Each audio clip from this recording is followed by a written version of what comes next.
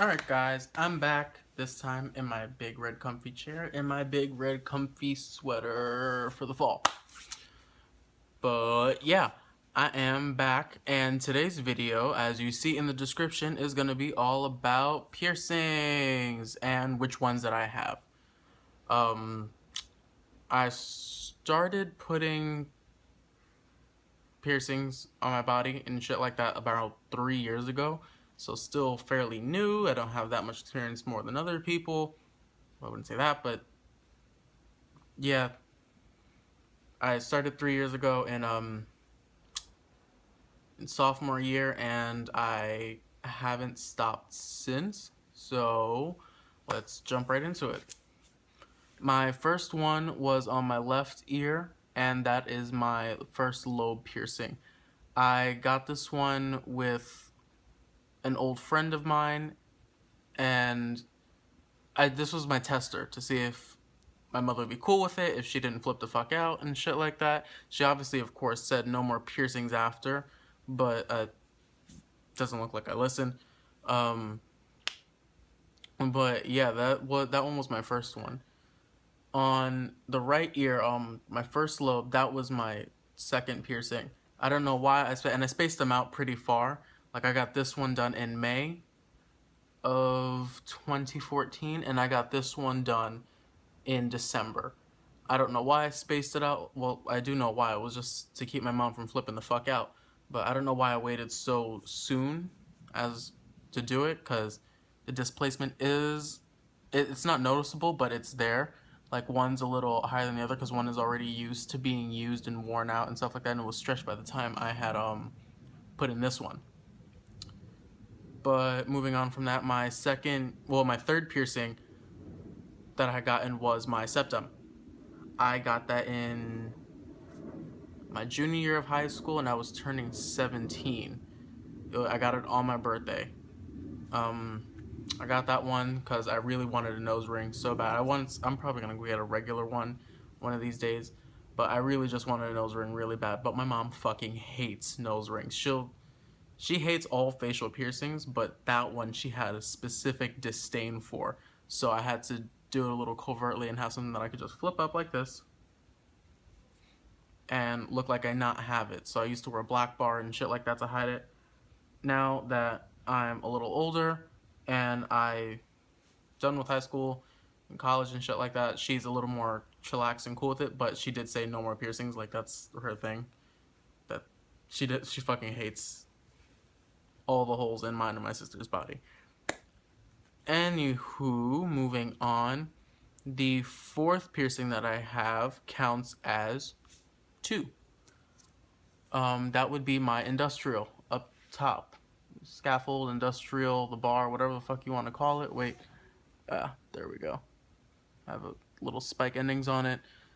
I got that one mischievously, um, 10 minutes after my mother had left to Portugal. Actually, tomorrow is it marks 1 full year that I had it.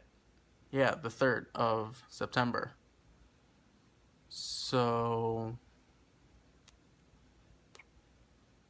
yeah, that one didn't blow over too pretty. Actually, it did. She, my mom didn't flip out too much about it, but of course I defied her. 10 minutes into her being gone, like officially from the house, not even in another country. 10 minutes to her being gone, I was just like, "Yo, Jamila, was my sister." I was just like, "Yo, I'll see you later. I'm going up the street to see how much this dude is charging for that ear piercing." Came back, got the cash, went to go do it, and I spent a whole 16 days letting it heal and stuff like that, or letting it sit in my ear, starting to heal and whatnot. Um, it's a serious bitch to heal. Mine is still very sensitive after almost a whole year of just taking care of it, and I get it, it does take a while. But the way the guy pierced my bar is that it goes through a significant amount of my ear as opposed to the top, where it just goes through a little piece of cartilage at the top. here it's like really diving down deep into like the bend, what would be the bend of my ear back here. So it's an interrupt in this area, and that generally does hurt. You just have to angle it that way because obviously my ear is pointed, and that was the only way to get it done. But I sometimes wear it separately and shit like that, so I count it as two piercings.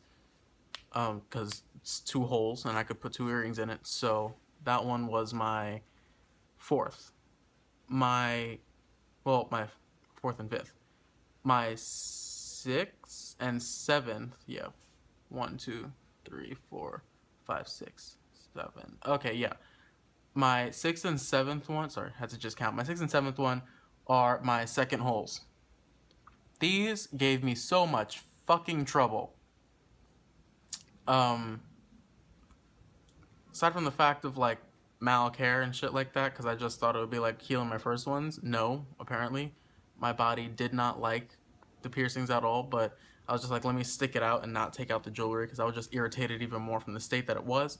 So I just left them in my ear, but they were like pussing up. They had a whole bunch of scarring going on. I finally got that down and gone using a wart remover after they were fully healed, so it could peel away the scarred up and dead tissue. I don't recommend that for anyone else, but it works for my skin and it worked for me because it just peeled off the top layer and now the scar's gone. And then I applied some vitamin E oil to it to help my skin heal. But yeah, that one, those two really fucking stuck it to me between my ears being sore all the time and just giving me a whole lot of headache and looking ugly for a lot of the while. Those two were my roughest piercings, and yeah, I'm like that with ear piercings. I'm probably done. Probably, I don't know. I want something up top here, but moving away from that, each one of them was so different, and I realized how suck ass America is in piercing care because we charge so fucking much for the products that you would essentially use to take care of your piercings, like that H2O shit, um, the little cheap bottles of not saline spray, but that piercing aftercare spray that they'll sell you at right after you get your anything pierced. Like it has like a little pink label on it. I don't know. I've seen it before, but it's like those things are really fucking expensive just for like one little bottle that finishes in a week. And I was just like, I'm not paying for that shit. I went to the Dominican Republic, threw my ass in the ocean, and they were fucking fine right after. And then I bring back Jabon de Cuava, which is the heaviest antibacterial soap you could possibly ever find. And I bring back the Gentle Skin one. That shit, I still have a whole bunch of it, and it cleans out my skin perfectly. So I don't use Dial or soft soap and shit like that because that just dries out my skin a lot. But America is fucking slacking, and piercers send you to go get all this extra shit.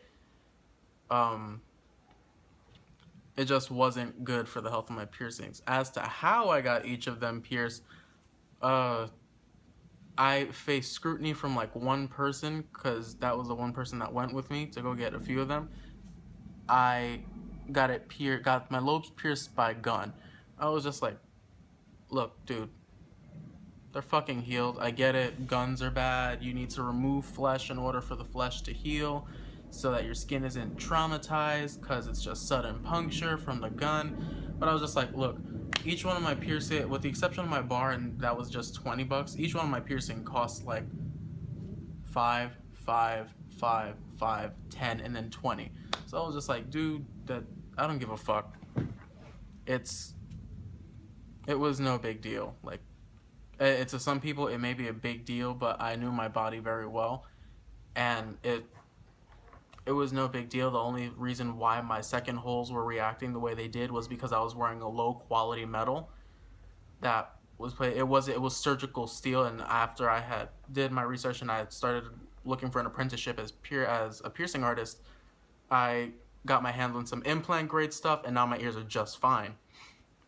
And that's the one thing I do make sure that I carry out, though, wearing implant grade piercings or things of really high quality metal so that your body doesn't reject it and so that it feels good, and that the polish factor and the shine factor are high so that the scratching and the indents and the marks don't make any sort of cellular tears or microscopic tears inside the hole. That really irritates it because people don't know that happens a lot because they're just using surgical steel, which isn't implant grade, it's surgical grade.